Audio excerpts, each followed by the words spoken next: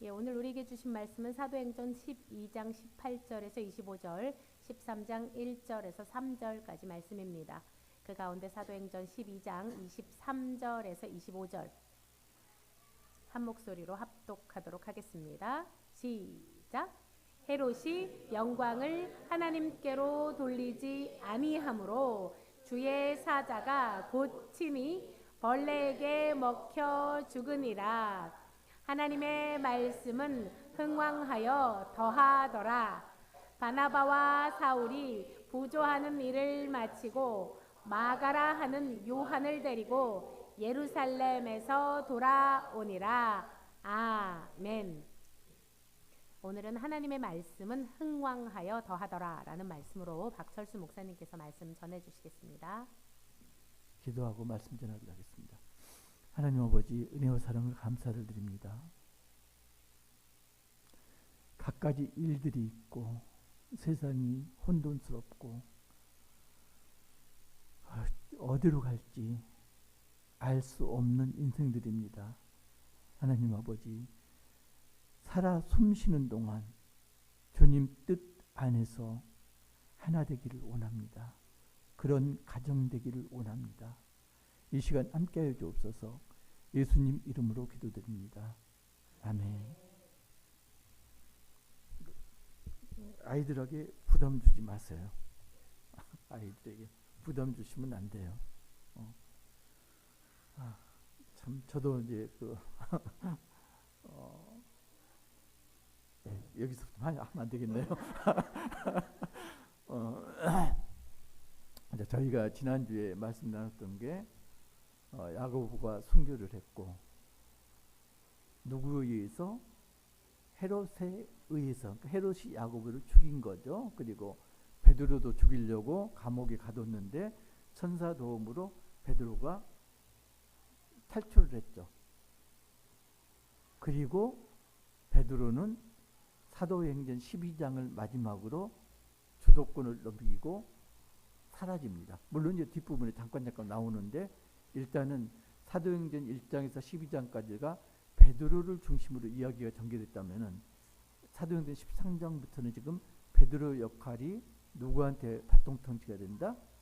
사도 바울에게 바통터치가 됩니다. 이제 사도행전 13장부터는 바울 중심으로 사도행전의 이야기가 서술이 됩니다. 그런데 오늘 본문은 헤롯 왕의 이야기가 나옵니다. 이 헤롯이 누구라고요? 헤롯 아그리파 1세, 헤롯 대왕의 손자. 지금 보면은 18절 날이 샘에 지금 감옥에 있어야 될 베드로가 보이지 않습니다. 지키던 간수들이, 병사들이 멘붕에 빠졌습니다. 그래서 감옥이 발칵 뒤집혔습니다. 헤롯이 어떻게 하나요? 그걸 보고 지키던 병사들을 죽여라. 그리고는 유대를 떠나서 19절로 유대를 떠나서 어디로 갔다? 가이사라로 내려갔다. 헤롯은 왜 유대를 떠났다는 이야기는 예루살렘을 떠나서 가이사라로 내려갔다. 왜 가이사라로 갔을까요? 베드로를 죽이지 못해서 화가 나서? 아니면은 베드로를 죽이지 못해서 유대인들이 더 이상 나를 지지하지 않을까봐? 거기에 대해서 성경은 아무런 대답을 하지 않습니다. 그러니까 왜 내려갔는지는 모릅니다. 아마도 헤롯이 누가복음 23장 6절에서 7절 보면은 예수님을 신문할 때 빌라도가 헤롯에게 예수님을 보냅니다. 그때 뭐라고 써 있냐면은 23장 7절 보면 그때 헤롯이 예루살렘에 있더라. 그때 헤롯이 예루살렘에 있더라. 그 이야기는 유월절 기간, 무교절 기간에는 헤롯이 예루살렘에 있었는데 나머지 기간에는 예루살렘에 있지 않았다는 이야기거든요. 그럼 어디 있었을까요? 헤롯이 경치 좋은 곳, 자기 마음에 드는 곳, 그런 지방 도시들에 머물렀을 거다. 그 중에 하나가 가이사라다. 그래서 골치 아픈 예루살렘. 그러니까 예루살렘은 어떤 도시인가요? 하나님의 도시. 그죠? 골치 아픈 하나님을 떠나서 가이사라. 어떤 도시? 로마 황제의 도시. 로마 황제의 도시로 내려갔을 거다. 왜? 내가 왕이니까. 나도 로마 황제처럼 신이 될 소지가 다분해. 신이 되고 싶어서 가이사라로 내려갔을 거다. 20절 보면은 헤롯이 두로와 시돈 사람들 대단히 미워했대요. 왜 그랬을까요? 두로와 시돈 사람들이 이스라엘에서 생산되는 곡식을 수입해다 먹었습니다. 그때가 어떤 때? 흉년이 든 때. 그러면은 나먹기도 부족한데 두로와 시돈 그 이방 사람들한테 줄 양식이 아까울 수도 있고요. 또 하나는 양식을 예전처럼 그렇게 수출을 하면 유대인들이 반발할 수도 있고요. 이제 그런 걸 감안했겠죠. 그래서 그 사람들을 미워했다. 그러니까 그 사람들 먹고 살아야 되니까 왕의 침소 맡은 신하에게 블라스도라는 신하에게 뇌물 쓰고 이렇게 했겠죠. 그래서 제발 좀 헤롯 왕의 마음을 좀 돌려달라. 이런 와중에 축제가 벌어졌습니다. 그래서 헤롯이 왕복을 입고 경기장에 참석을 했습니다. 백성들이 뭐라고 그러나 연설을 하는데 이건 사람의 소리가 아니고 신의 소리다. 지금 달콤한 말만 계속 귀에 들려주는 거죠. 그런데 헤롯이 어떻게 했다고요? 내가 그렇지. 내가 신이지. 지금 비교되는 거 누구하고 비교되냐면 사도행전 10장 26절에서 고넬료가 베드로를 만나서 절을 하고 엎드려서 경배하려고 그러니까 베드로가 뭐라고 그러냐? 나도 사람이라 이랬거든요. 지금 헤롯하고 베드로하고 지금 대비가 됩니다. 그래서 베드로는 천사가 감옥을 깨고 탈출을 시켰고요.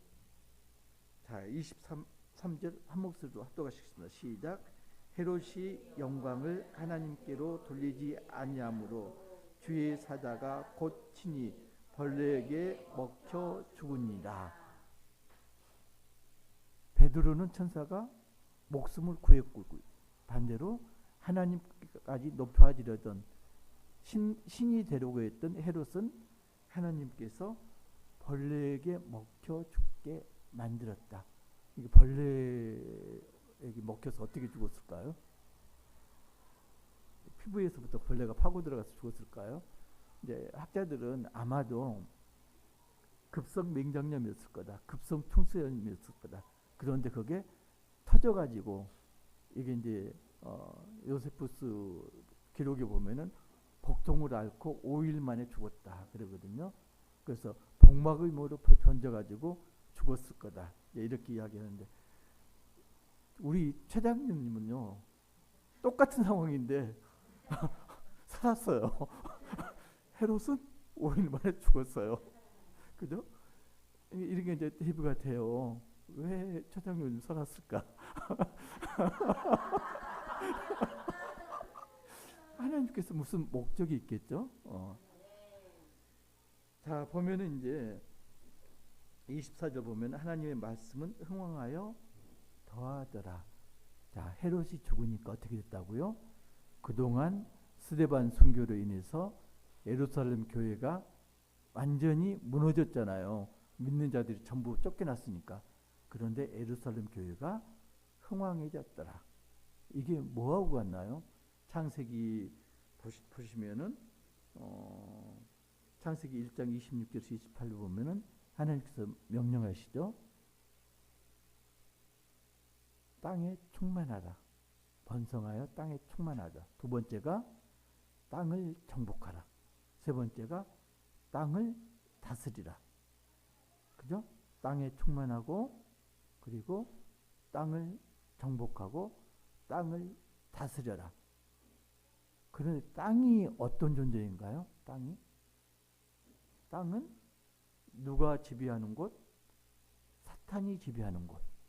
사탄이 공중권세를 잡고 있으니까 사탄이 지배하는 영역이 땅입니다. 그 사탄이 지배하는 땅에 번성하고 충만하라. 그리고 땅을 정복하라. 땅을 다스리라. 이게 이제 예수님 말씀이 대비돼야지 이 문맥이 풀려요. 예수님이 어떻게 말씀하셨나요? 마태복음 9장 35절 보면은 예수님께서 하셨던 일이 뭔가요? 복음을 전하고 그리고 병을 고치고 가르치고 프리칭, 티칭, 힐링. 그죠?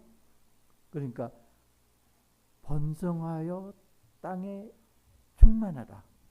그리고 가르치고 치유하고 이게 이제 하나님이 말씀하신 번성하고 땅에 충만하라.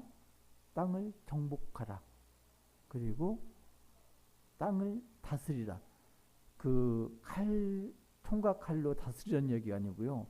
다스리라는 것은 치유입니다. 사랑하라. 정복하는 건 말씀으로 사탄을 정복하라. 땅에 충만하라는 것, 복음을 전파하라.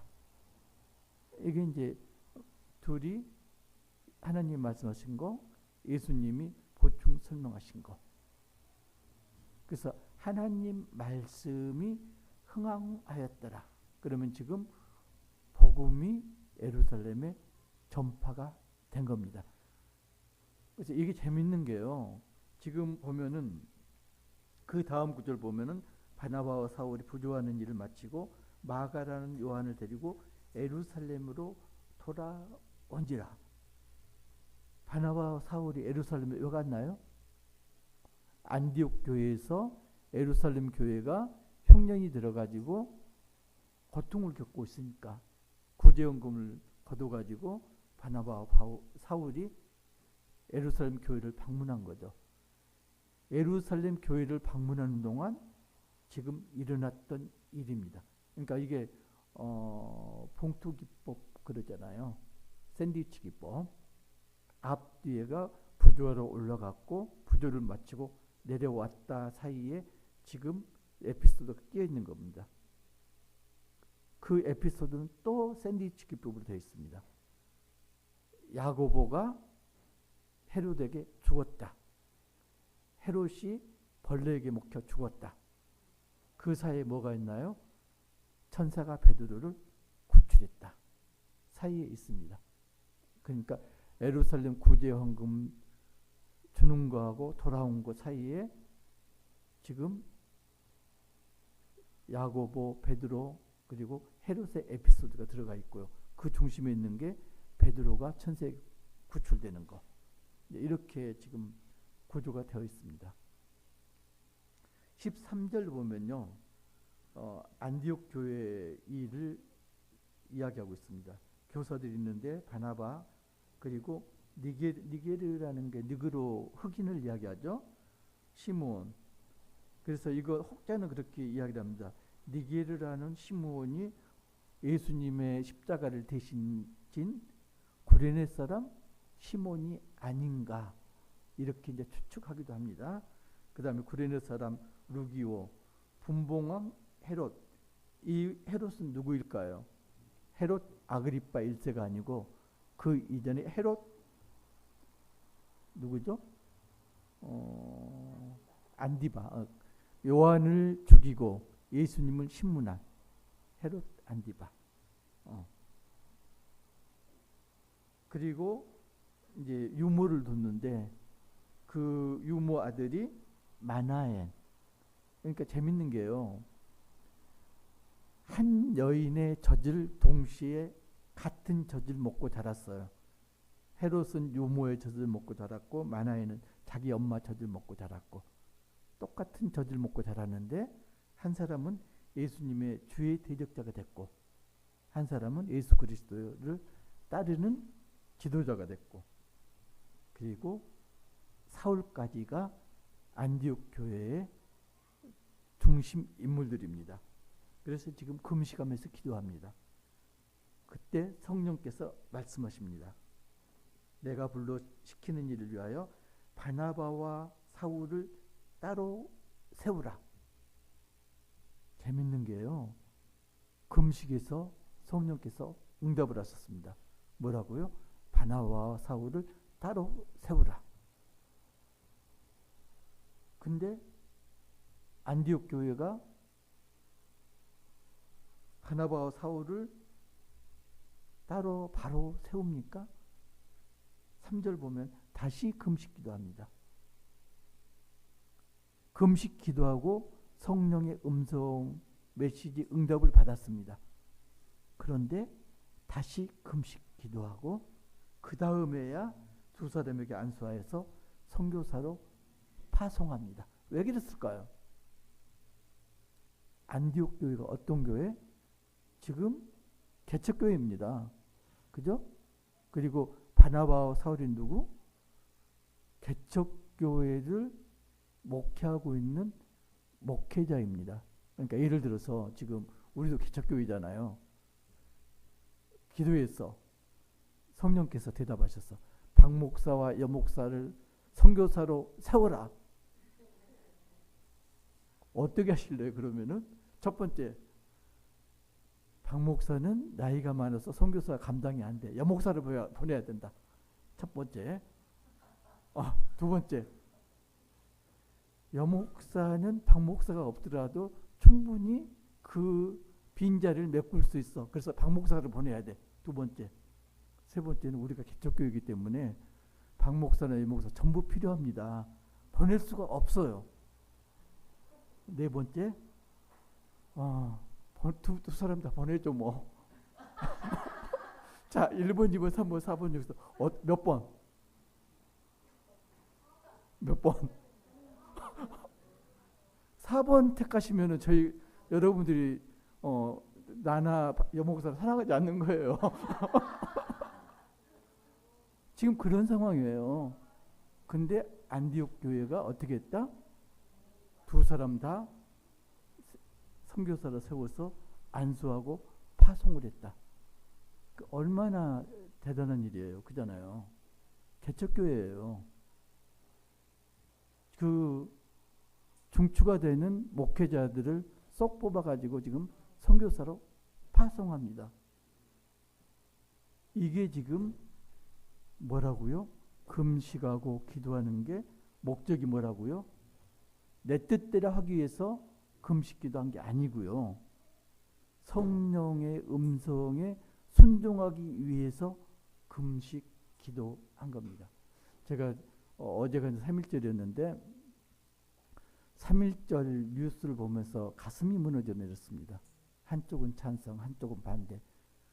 얼굴들이 왜 그렇게 똑같은지 완전 사악한 그런 모습들이 보여가지고 하나도 저울에 달면은 기울지 않고 평평할 것 같아요.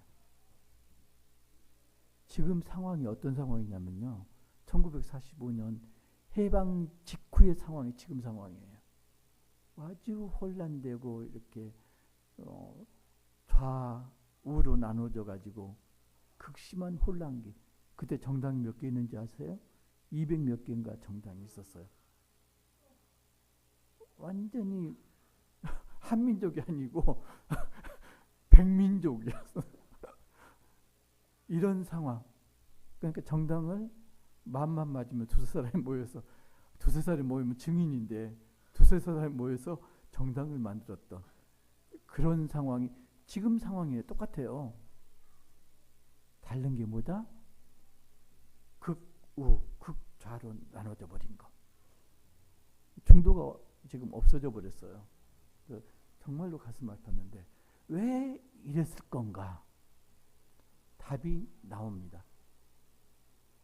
문제가 뭐냐면요. 교만하기 때문에 그래요. 교만하기 때문에. 헤롯이 가이사르로 갔습니다. 왜 갔을까요? 교만했기 때문에 가이사르로 갔어요. 가이사르는 인본주의 도시, 로마 황제를 신으로 섬기는 도시, 그러면은 헤롯 왕도 나도 신이다. 똑같아요. 바벨탑 사건 때 하늘에까지 높아지려고 바벨탑을 쌓았습니다. 헤롯이 하늘에까지 높아지기 위해서 가이사랴로 갔습니다. 결과가 뭔가요? 벌레에 먹혀 죽었습니다. 반면에 안디옥 교회는 어떻게 했나요? 두 목회자를 선교사로 파송하면은 교회에 어려움이 닥칠 걸 압니다. 그러면서도 금식 기도하고 성령의 음성을 다시 한번 확인하고 선교사로 두 사람을 파송을 합니다.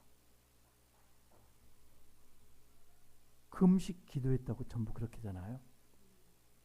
금식 기도에도요, 내 뜻을 가지고 금식 기도를 하면은 성령을 내 뜻에 맞춥니다. 그게 교만입니다. 그런데 금식 기도하고 성령의 음성을 들었다. 그리고 성령의 음성대로 따랐다. 내 뜻을 꺾고, 그건 뭔가요?